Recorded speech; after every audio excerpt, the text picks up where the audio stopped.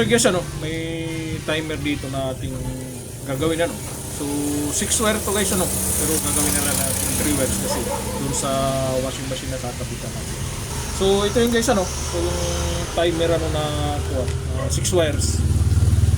2, 4, 6. Ito yung 6 wires na So itong itong divide may dalawa dito. Itong dalawa na to, kakabit nyo guys dito sa kakabit nyo dito sa kulay green na wire. So pag nyo, isi-series nyo to.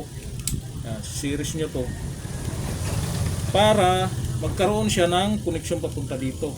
Ito magiging line 1 to dun sa line 1 to. Ngayon, ito yung magiging reverse mo, itong pula at saka yung dilaw. So testing natin guys.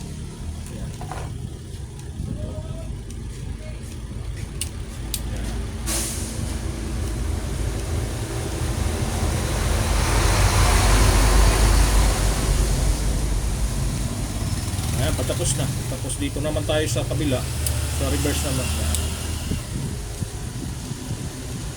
Diba? So ganun lang guys ang gagawin natin tapos ikakabit natin ito doon sa washing machine. Reverse niya.